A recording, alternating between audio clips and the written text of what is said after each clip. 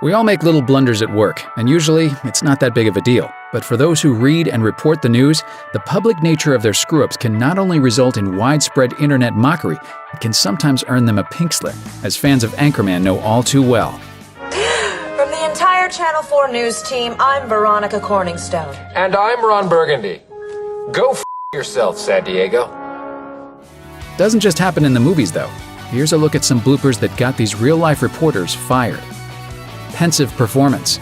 If you've ever been caught goofing off at work, daydreaming or picking your nose or whatever, you probably just got treated to the gentle suggestion that you remove your head from your rectum and carry on with your job. Not so for poor Australian newscaster Natasha Egglesby, who was fired after going to her happy place and not coming back until the cameras were already rolling.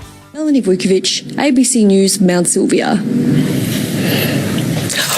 Now to sport with Meredith Sheehan. News director Gavin Morris later backtracked on the anchor's dismissal, saying Egglesby was just being taken off the air but not actually let go. For her part, Egglesby sent out a tweet blaming her mesmerizing pen. How do you measure success? Is there anything that matters more to a professional athlete than winning the playoffs? Not according to Comcast Sportsnet reporter Susanna Collins, who insisted that the Chicago Blackhawks were totally focused on the postseason despite some serious distractions. All season long, they have been saying that this is the season that matters. And despite the fact that they've had such a tremendous amount of success during the regular season. 3 days later, Collins was fired, supposedly for unrelated reasons.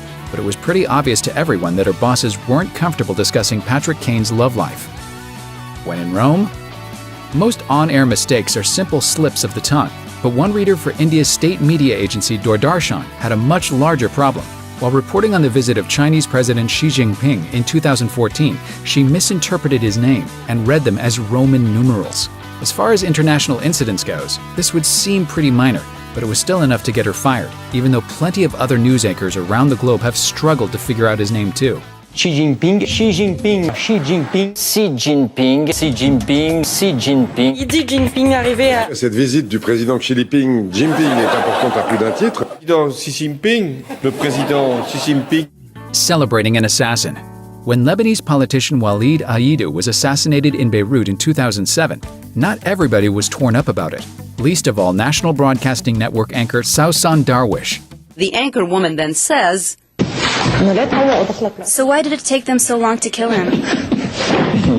She cracks up laughing and her colleague joins in. Then she doubled down by suggesting some new targets. Then the anchor says in reference to anti-Syrian parliament member Ahmed Fatfat, "Fatfat should be next. I'm counting them down." Viewers were outraged and Darwish was immediately fired for 3 months. Then NBN reinstated her and she issued an on-air apology. Here's hoping she doesn't try to incite any future assassinations.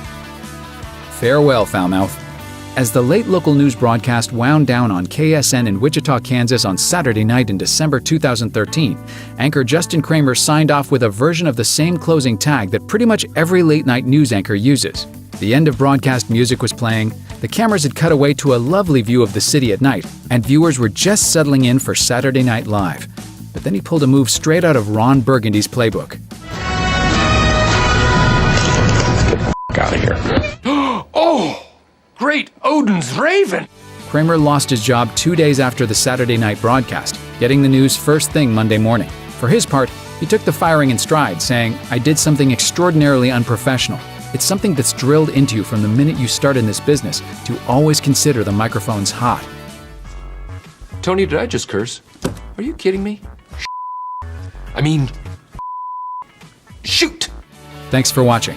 Click the grunge icon to subscribe to our YouTube channel. Plus check out all this cool stuff we know you'll love too.